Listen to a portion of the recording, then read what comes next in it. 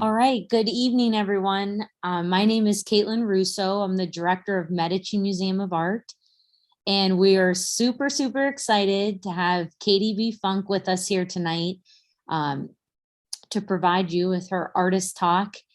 And I want to thank everyone for joining in to listen to Katie. And I also want to thank the OAC's Riffe Gallery for partnering with us to move the 2021 Biennial Juried Exhibition here to Medici. We are thrilled to have this amazing exhibition here in our new gallery space. I would like to inform everyone that the show is up until May 15th. So I do encourage you all to make the trip to Medici and see this amazing exhibition, and also to stay updated with us and see all of the exciting events that we are providing in conjunction with the OAC here at Medici, virtually and in person. So I encourage you to visit us on Facebook, Instagram, and visit our website. And all of our events, you could connect with us through Eventbrite to sign up. Well, I'd like to first start off with introducing Katie B. Funk. I'm going to hand it over to you. And also for all of our viewers tonight, if you do have questions throughout Katie's talk, I encourage you to use the chat feature. Feel free throughout the talk to ask questions. And at the end, we will allow time to have Katie answer those. Thank you.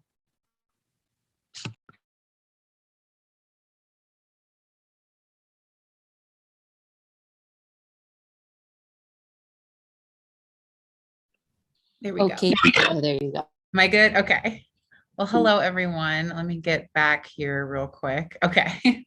Wanted to make sure I was unmuted for you. Hello. Thank you so much for having me. I'm really, really excited to be a part of this show and that this show got to continue in the Medici Museum of Art. It is a beautiful space, and everybody there has been so kind and welcoming. So I'm super, super pumped. I love doing artist talks. I love talking and I love art. So it's a great combination. I have lots and lots of slides to show you. I'm pretty image heavy in my approach to artist talk and art making. So yes, definitely. Please feel free to use the chat if you have any questions, and I'll be happy to go back to things. Yeah, we'll get started. So I wanted to start this talk with kind of where this work, so the work you see pictured, those are the Junk Dazzle silhouettes, and that is how the work was installed at the Riffe Gallery. That show was from October to January of this year, and then came to where it is now at the Medici. So I wanted to kind of take you back in time to where this all began. And it began with my thesis work. I went to CCAD for Columbus College of Art and Design for my master's in fine art. And my thesis work, which was titled Pop in Between, is what you see here. This is roughly I'd say 40 feet wide wall and maybe 17, 20 feet high and in height, sorry. So I really kind of like to encompass space and sort of take space over. So it consists of sort of three different parts, which I'll break down here. There is a wallpaper, which is sort of all that repeated pattern that you saw in the larger image. There is three different main kind of big elements and then some little elements throughout as well. Everything was cut by hand because I'm insane. And the features of the wallpaper I'll get into in a little bit, but that's sort of part one of Pop in Between. As you go along, the wallpaper itself consisted of the interior, like lower interior of my mouth, a cicada coming out of its shell, and a perfectly halved chocolate cake. The smaller elements were small dots that sort of were pill-like, or also I think of those kind of like old-fashioned sprinkles that are round and flat, loose teeth, and the wings of cicadas in an orange color to kind of contrast that blue of the larger cicada. The bottom floor spreading out across the floor were different prescription bottles that I sort of turned into terrariums. So you can see sort of inside the dark material is soil, and inside them were seeds. They were treated with baking soda and something else because I was really paranoid that they were going to mold really badly. And I think it kind of killed the seeds because nothing actually ever bloomed. What I was hoping to grow, I'm blanking on the name of right now, but it's a bright blue flower. So I thought that that would just like contrast stunningly with the orange amber of the prescription bottles. But I sort of took that as like a metaphorical nod from the art gods that it did not, none of them gestated and none of them bloomed, but they still were there. Their ghosts were there. So that sort of made its way along the floor, some up close details. I punctured the prescription bottles using a heat gun. So I basically just held the gun until the metal gave way and popped out, and then that I wanted to allow air and sunlight or gallery light to get in. And then as you make your way along this, you'll start to see up at the top the legs of the start of the Junk Dazzle silhouettes, which was the cluster at the beginning. So this was my original very first iteration of these ladies. It is a kind of concentrated cloud almost in this formation. I didn't really have an exact idea of how I wanted to put these together. I kind of just very, get them up there. It's 4 a.m. Your thesis opens in 2 days, sort of chaotic method of installing them. So I liked that sort of tight tension that they had in this formation.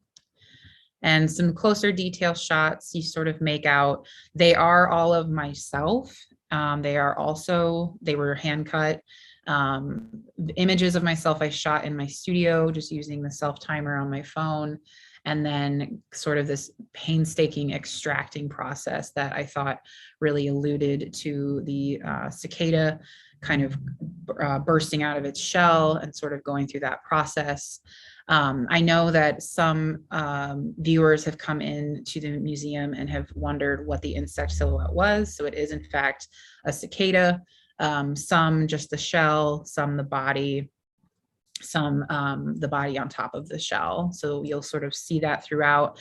I really liked playing with that and sort of having this sort of double layer of collage in there where it was still a body part, but I don't have a cursor, so I can't exactly point it out to you, but the one where sort of where the silhouette is falling and then down over to the left where I'm kind of pulling my teeth. Just sort of having those little surprise elements in there, I thought added another layer to this already very complex collage. And then another shot for you to kind of see the assemblage of it and sort of how they all piled on top of each other. Little closer detail that again shows you the silhouette of the cicada, the shell, and then the cicada actually coming out and resting on the shell, which is a process it does during what is called ectasis. And that is when a cicada or any animal that sheds its outer skin does that process. So a few more up close detail shots.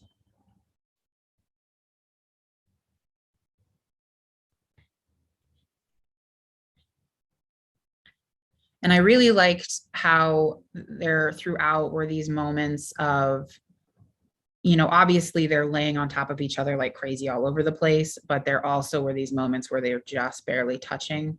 I thought that really played, or hopefully played well with this fragile kind of chaos that's happening. And there's me. being me. So I was very meta with it. I guess at the end, I kind of wanted some shots of me with the work. One of the final shots I took with the work is the next image. I am very reflective with my work. I sit with it a lot. Obviously in the process of making it, but even when it's done, I kind of think a lot about, what have I done? What could I keep doing? What should I try next?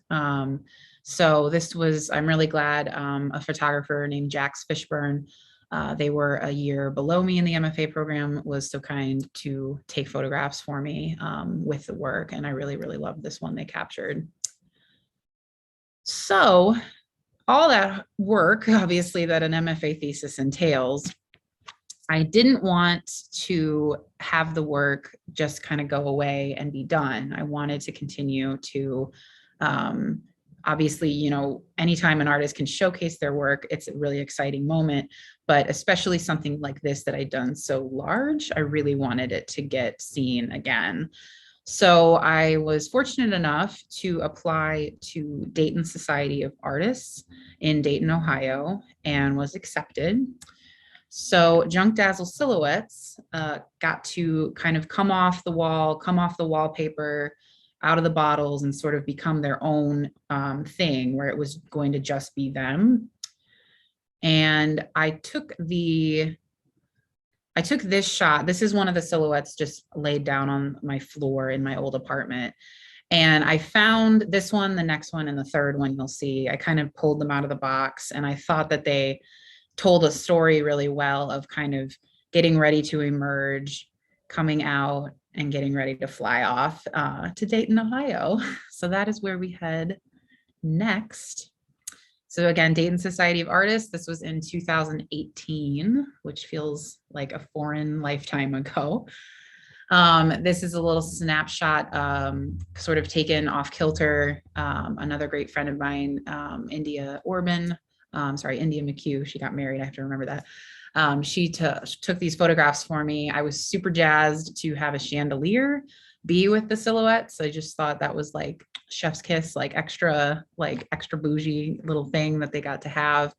And obviously to the, crown molding and all that. I loved a chance to see people interact with, the work and see it sort of in its scope. You'll notice too, their walls, my camera, this was an older phone. My camera sort of made the walls a blue, but they were actually a gray. And it really flattened out that glow, that peachy orange glow you saw in the beginning. So I wasn't disappointed with it. I thought it was just a different kind of way to present it. And it almost reminded me of TV static. So it presented and it photographed a lot differently this time. Still maybe little subtle hints of glow when you went really up close to it. But overall, the big glow was kind of quieted in this format. I did kind of jokingly, I was a little concerned and sort of semi-hated that I accidentally put this in the shape of Ohio. So as soon as I say it, you can't unsee it.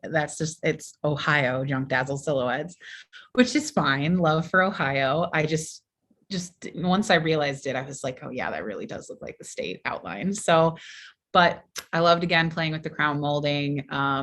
The falling one at the top, I always have that, do that. And I always install it last, and I always take it down last. It's a little like ritualistic trivia for you, if you will. But that was sort of the first time they were out and about on their own and kind of presented in the format that they are now, in the nice Ohio shape. And that was Dayton Society of Artists in 2018.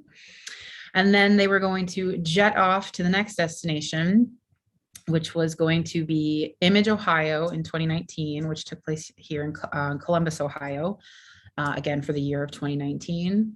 This time I wanted to be really conscientious of how I built it. So I wanted to really play with a specific pattern or shape, which I'll reveal here in a few slides. But I really wanted to sort of take control of how the overall layout was, rather than just kind of, I'm going to get them up there, in any way, shape, or form. I wanted to really kind of concentrate it.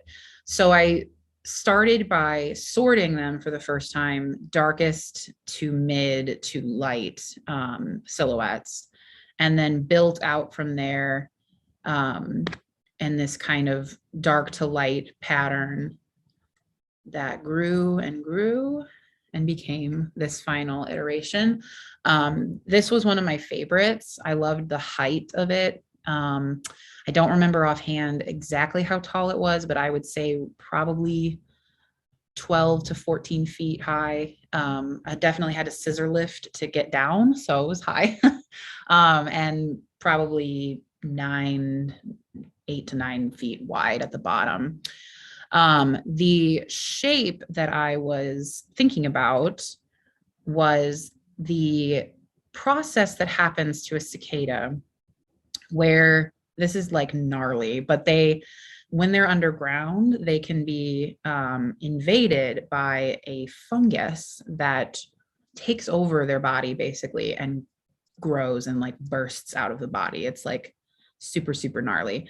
I find insects fascinating, but I absolutely go bananas when they're in my apartment or like around me. I get very freaked out. There's like something very visceral about it, but as an artist, I really like that and kind of try to pay attention to, why does that bother you like that? But this photo was sort of what I was referencing when I installed the work, which I kind of have this side by side to show you. So again, a lot of vertical oriented lines and kind of just playing with that idea of growth. I sort of see the body of a cicada in the bottom, but it's probably a stretch. But that again was sort of what I was referencing for the Image Ohio presentation. Then I got to see again interaction with people, which is always great. It's such a great, almost indescribable feeling of watching people look at your work or watch your work.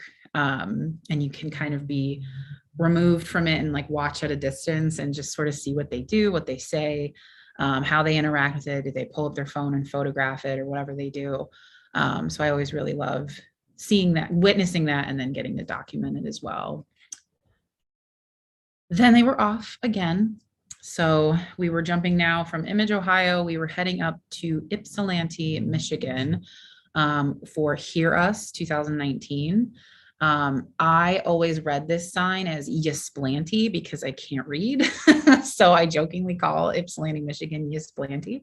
That could be another fun trivia fact. But this was another call for entries that I found online, applied for it, got in, was super excited to head up. And this was the first time the silhouettes were heading out of state, which was super exciting.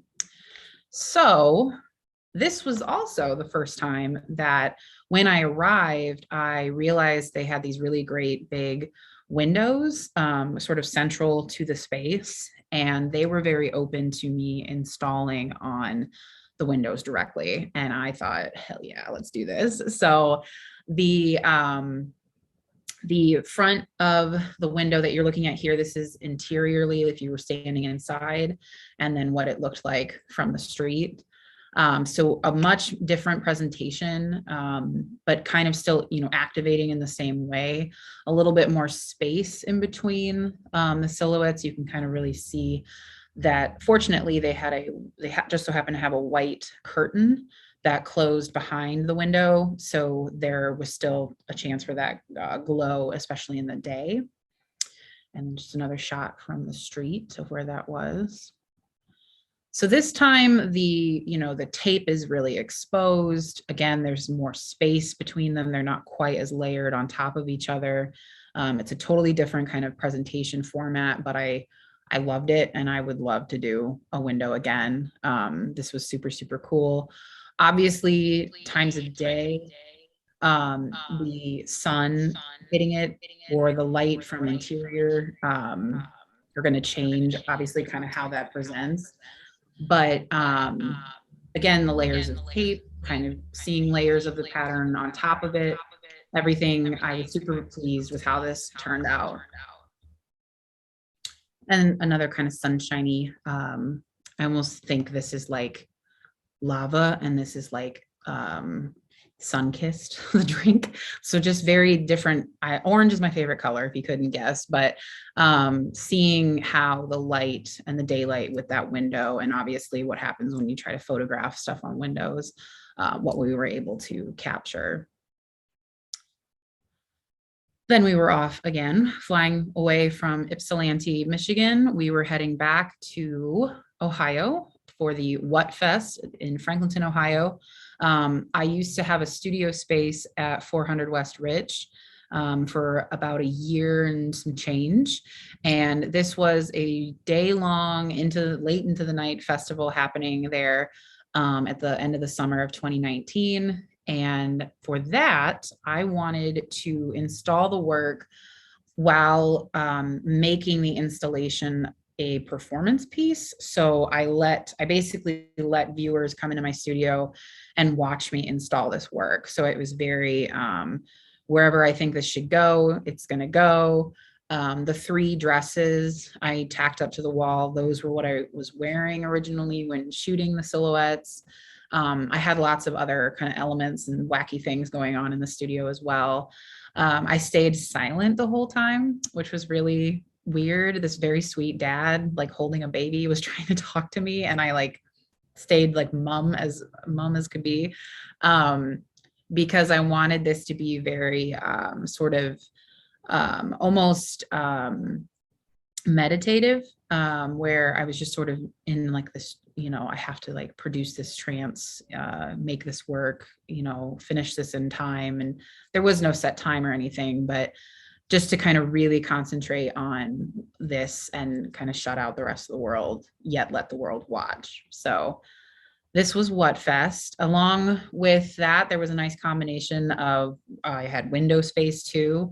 Franklinton and sort of west heading in Columbus gets insanely gorgeous sunsets.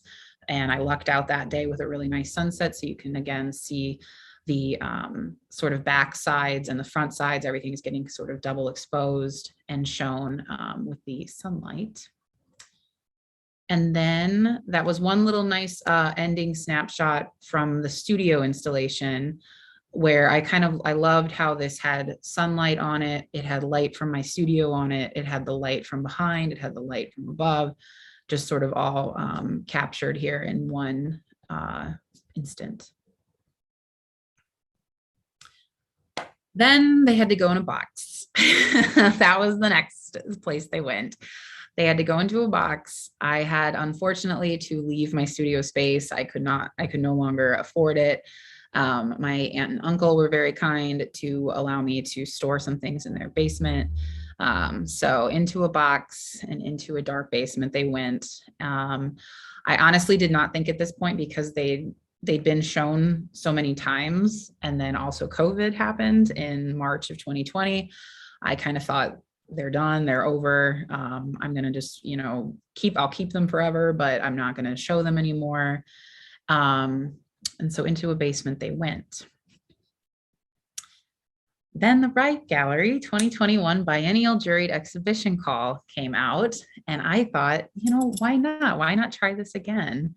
I had to basically show this work in 3 images. I have never, to this day still, had an application have that little of image requirement. So I was really like, how do I show, what this is as a whole, and then, what the complexity is up, kind of up close, and then give enough detail to show that it had this sort of glow background layer to it. So great challenge, really hard, but I did it in 3 images, got accepted, super excited.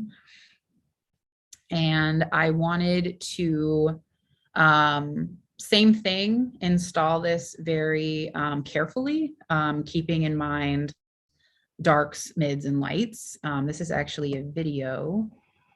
Yes, it played. Yes, okay. So this is a video of the installation at the Riffe Gallery. This time I wanted to take advantage of the length of the wall. So this was probably roughly 15 feet wide, and maybe about 7 or 8 feet high at the tallest silhouette. So some detail again, showing you the glow that's in the back.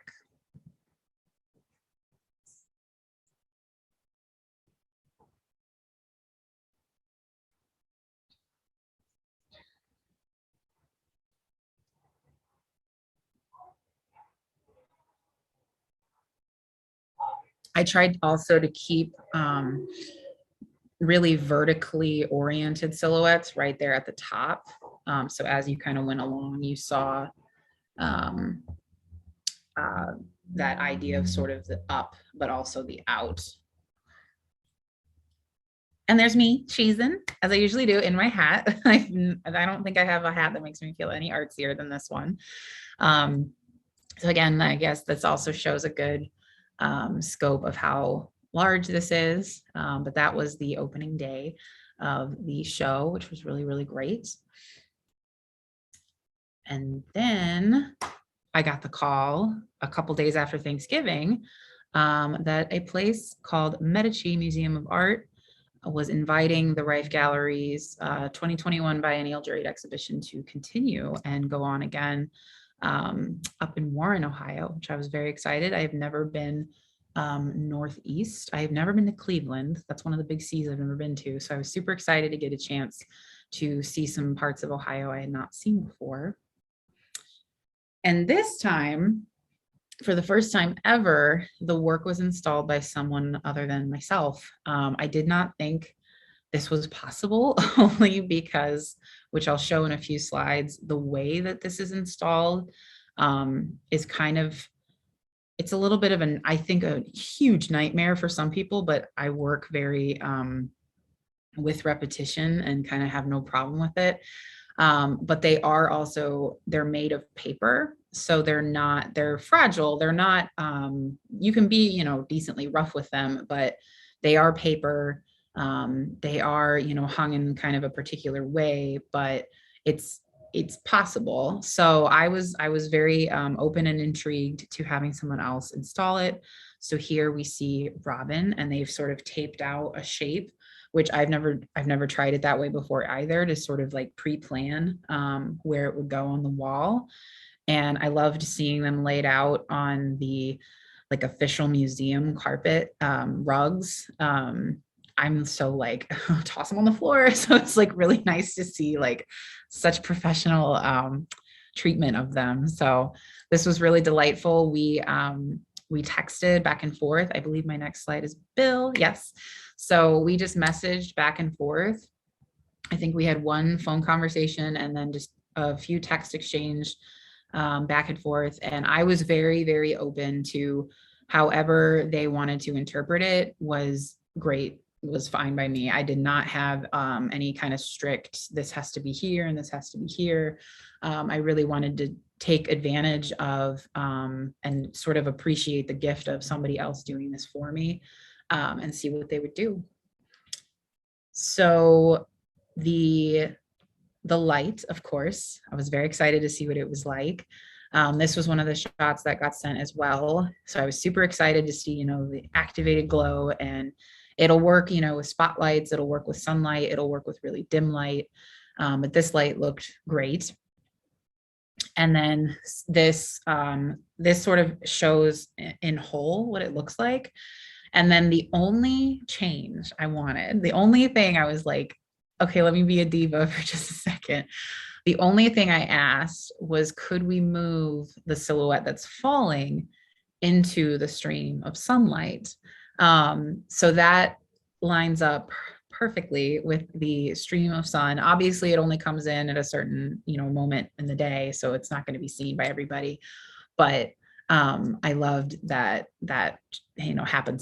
happenstance chance for that to kind of line up like that. So definitely took advantage of that.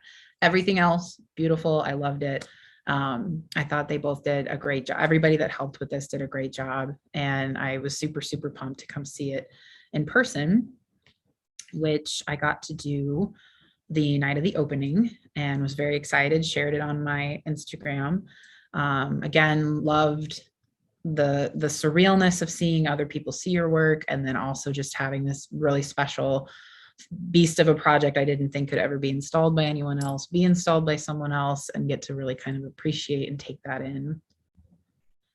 People looking at my work never gets old, of course not. So again, kind of showing scale and scope of what this looks like at the museum. And me cheesing, always got to get a cheesing shot. I think I maybe even missing one, but I'm pretty sure I have this shot with each and every one I've shown you. At some point I get like, here's my art shot. Okay. So I was super excited, really, really glad I got to come that night. The other just rundown I wanted to go through, some other repetitious works I have, maybe a little palette cleanser from the silhouettes for a moment. This is a body of work called Residual, and just a few things from it. I photographed a very specific street with my body in a very specific stance. And I did this over and over and over and over again. This is only a glimpse of, I think I have 181 snaps of this particular street. It was a very excruciatingly sad moment in my life that I really wanted to keep poking at, because that's who I am. So nothing makes better art than sadness. So I revisited this street, you know, and I put my right foot was on the sidewalk, my left foot was on the street. I was turned in a particular way, photographed it over and over and over again. Really wasn't sure what I was going to do with it. Kind of took them, looked at them, and did this. I printed out all the images. I cut them at random, and then they were installed on the Roy G. Biv Gallery windows. This was in 2021. So again, I got to play with imagery and sort of, you know, just exposed tape, very kind of lo-fi approach to how I was doing this. And I really, really loved the way when you went up close, you saw sort of this almost double, triple layer collage of the image. You saw the outside, you saw the inside, you saw the tape, and your eye just kept kind of going in and out of the space. So I definitely want to revisit this method again soon. I also had several different collages on the wall like this. So kind of taking a single moment, but utilizing multiple images to sort of encapsulate it. And then just an up close detail shot of all of those. So again, lots of layering, playing with layering, playing with, you know, playful images, sad images, happy images, painful images, and so on. Finally, the last part with this project I wanted to share, I had what I was calling a heartbreak receptacle. The box is actually covered in the fragments of the cutout images of the street. And then I was having people tell me about their heartbreak, their most memorable heartbreak. It could be relationship, it could be a death, it could be a job loss. It didn't have to, you know, be, you know, typical like relationship, sad break, heartbreak, anything, or it could be that. And basically utilizing their senses. So their sight, their smell, their hearing, their taste and touch. And if they could remember what they sort of recalled through their senses with their heartbreak. I think I have about 50 entries, and I'm still ongoing, curious to collect these. My plan is to turn them into heartbreak gift baskets. So for instance, one girl answered her taste was a pound bag of Skittles. So I'm thinking about what are gift baskets? Why do we receive them? Oftentimes we sort of rifle through them. We don't want everything, or we want more of something.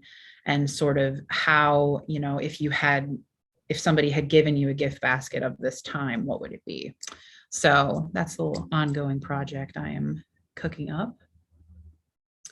Then another work, this was last year as well, 2021 in 400 West Rich. I got to come back to their gallery space, which was awesome, and put on a show I called From Concentrate. This is basically, this is tangerine peels and my hair. So very straightforward observational notes. The story behind it or meaning or what I was sort of trying to do, I honestly wanted to just play with repulsion and attraction and something that tastes good to something that would taste awful. And the space itself, a lot of the work in this show, along with repetition, had lots of verticality to it, which you'll see in a couple more. This is the piece itself in its entirety. So these are sort of detail shots. And then this one long line is how it was presented. The next one, this was a scroll piece that was decently thin, probably about the width of a copier sheet of paper. And when you went up close, it showcased different screenshots of me right as I either began or finished doing 100 sit-ups. I was trying to do 100 sit-ups straight for 100 days straight. I don't have abs. It didn't work. So I wanted to sort of play with, again, repetition and, our kind of obsession with documenting things and sharing things and sort of playing with the scroll in the way that it's on this long scroll, and sort of these little moments all pieced together. This fun guy, you may have noticed, is the prescription bottles. So I reclaimed that part of that pop in between, and created this really cool chandelier. It isn't lighting, that's just light hitting it from one of the spotlights, but it created this awesome, almost like sea creature sort of presentation to it. It was very, very, very, very tedious. It is hung with fishing line. So I basically sat and knotted fishing line over and over and over again until it wouldn't go through the hole that I pierced on the cap, and then strung it up. So I do things over and over and over again a lot, I think, in everything I do. And then, yeah, one more image of that. And I loved that it looks different in so many different lights, so many different images. It's very kind of like under the sea feeling or vibe to me, kind of corally and softer than what it actually is made out of. Demo.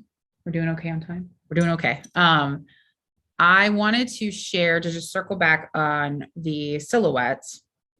I love it when people ask, like, how did you make it glow? How are those lit? So here is a silhouette, just the one I have in my apartment right now. It is cut out.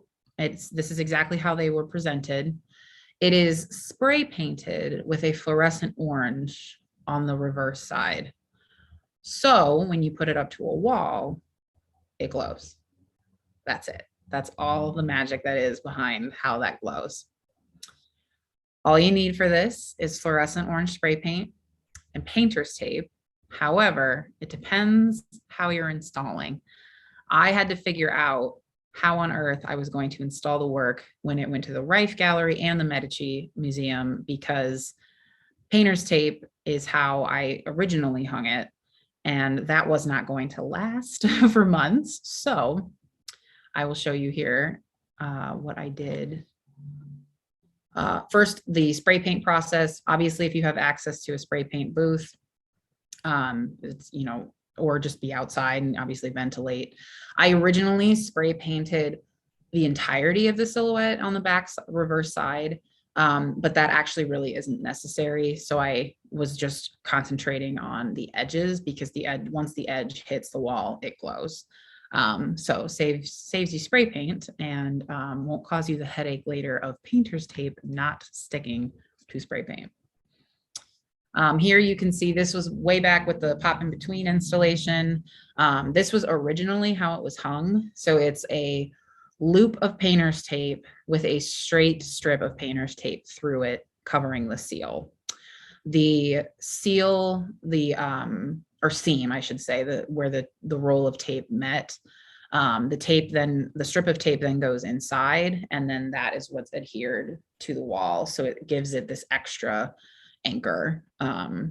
It worked really, really well, but it's not for months long going to work. So I knew I'm going to have to make it work in some other way.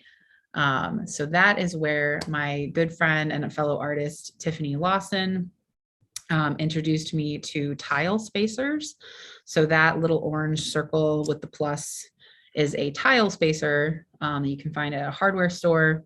And what you do is take a small nail and place it in that top groove. So it sort of insets into that plastic part. And then that's it. You just hammer the nail into the wall and pop this right on, and it's much more secure as well. So, and you can see from the scratches and the tape, these silhouettes have been beat up. So they're strong, they're delicate, but they're strong. And just hanging out in my apartment where she lives now. So this was just an extra one that I have, chilling with Tom Selleck. And again, you can see that glow and this is pretty dim light that it's in right now, but there's still a nice little glow with that, contrasting nicely with the blue behind Tom Selleck. Well, thank you. I am so excited. Thank you so much. I think I saw some hands raised. I'll put it back on this, and then I will open it up to questions. I think, what's I gonna do? I'm having a hard time because I don't have a cursor, so I can't roll over to see people's names. But if people, however you want to do this, if people want to come on video, or if you want to tell me the question.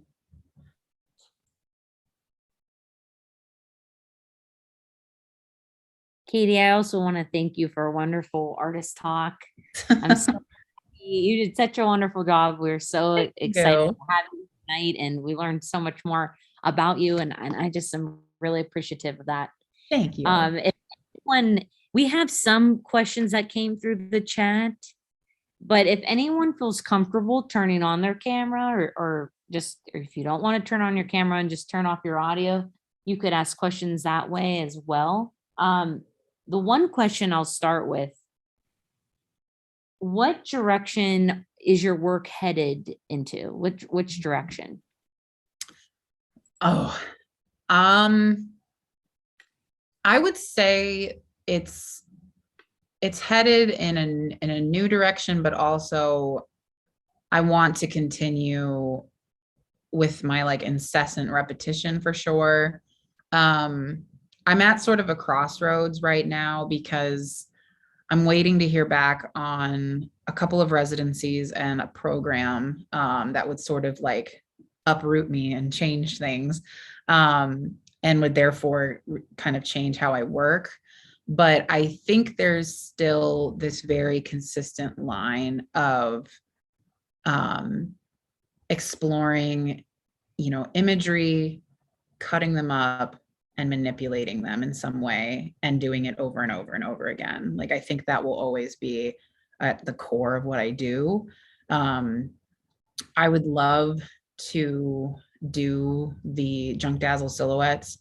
I've thought of other imagery and like, what would it look like to do something like that, but take me out? Is that, city buildings? Is that other animals? What could that look like? And then of course it gets a little hairy when you don't have access to what you had access to as a student. Things like printers and, paper, and like the things you just like really, really miss. You have to kind of figure out new ways to do it, and, MacGyver things together, but for sure, continuing with lots of repetition.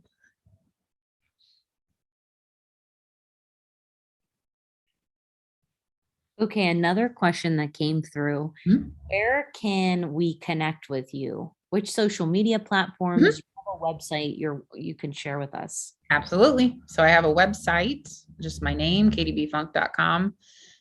It's pretty up to date. I feel like I'm always needing to update it, but it's pretty up to date at the moment. I am on Instagram, KDB Funk, and then my kind of arts dedicated one is cheeseburger underscore gestalt. Cheeseburgers are my favorite, and I really like gestalt. So those are primary. One thing I didn't throw up here that I'm also totally open to is email. If you have any other questions or want to reach out, and it's simply kdbfunk@gmail.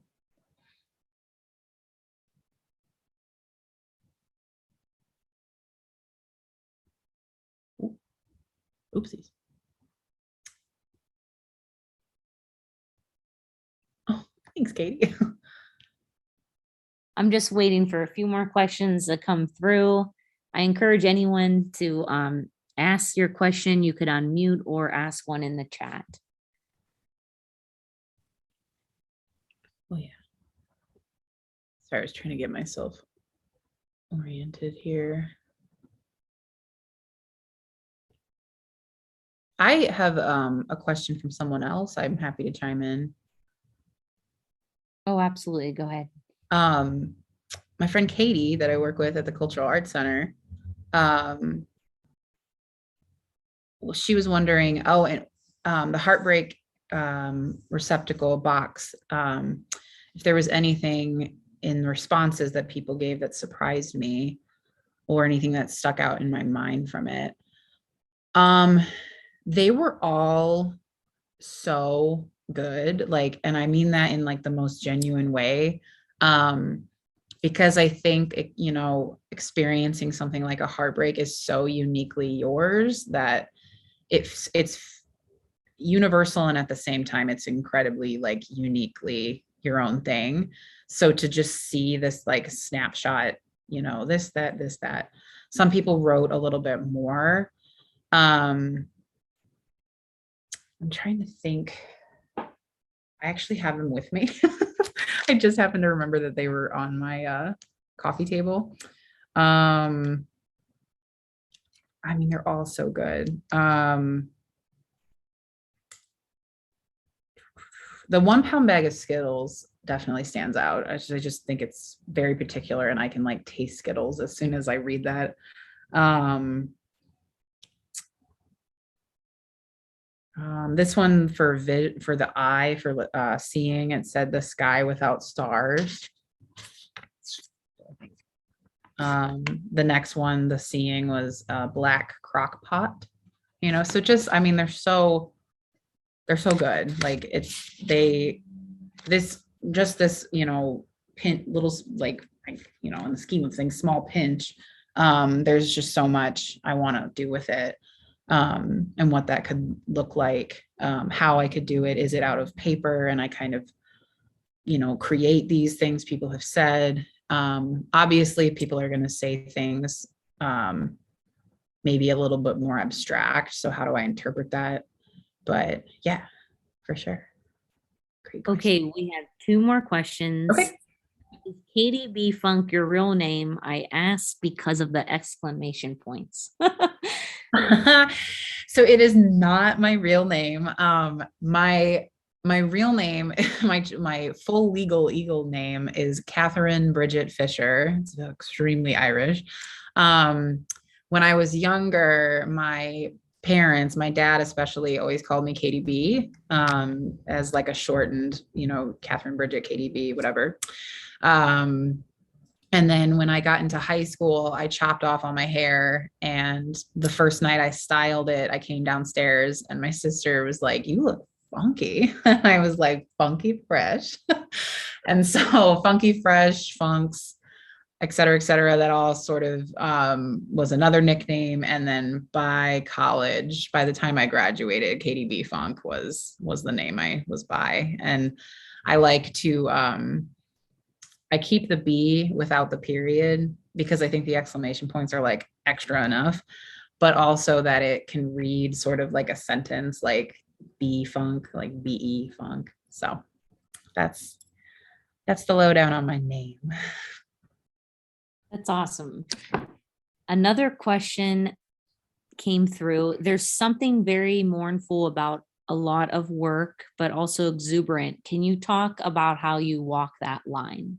Yes, absolutely. So I'm glad this got brought up because I'm always like kind of chicken to say this and like there's no reason to be. I was diagnosed in 2015 with bipolar disorder. And when I got diagnosed, it made so much sense personally. And, I wasn't maybe at the time concentrating so much on work, but when I went back to my work, when I thought about work prior, when I created my thesis work, there is just such a vein of both that I like to hold on to and I like to explore. So I definitely give credit to the old manic depression. I struggled for a long time to not wanting to not bring it up, but kind of fearing that like as soon as I say that, oh, she's a bipolar artist is going to be sort of attached to everything, and everything will be seen in that light. But ever since really within the last 2 years with COVID and just the unknown of everything, like you're never really going to be able to control how people see your work and how people interpret your work. It's so, up in the air, and just it's to each their own very much. So I've really let go of that kind of tight approach of like I've got to control how they're going to see this, how they're going to experience it, how they're going to view it, because you just simply can't control that. So yeah, I walk that line of the ups, the downs, the grief, and the joy.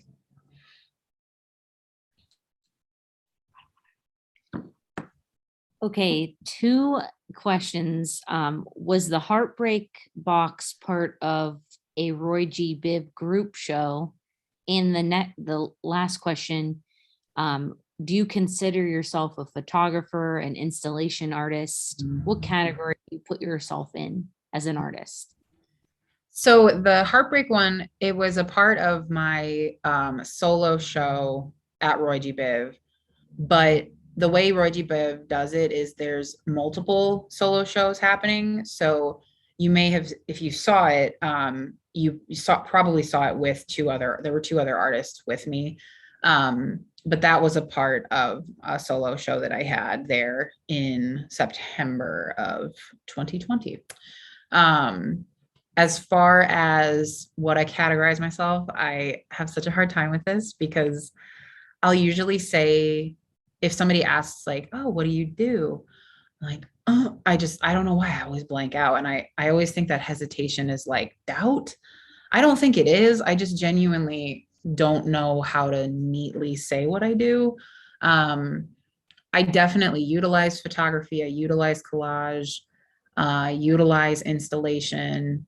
I think about the space a lot, but I also don't want to get hung up on the space. So it's hard to say like I'm an installation artist because, nothing, it's like the, Goldilocks, where it's just like the bed's too big and the porridge is too hot. And yeah, I have a hard time, just getting one pinpointed thing. But yeah, multimedia, mixed multimedia, all over the place.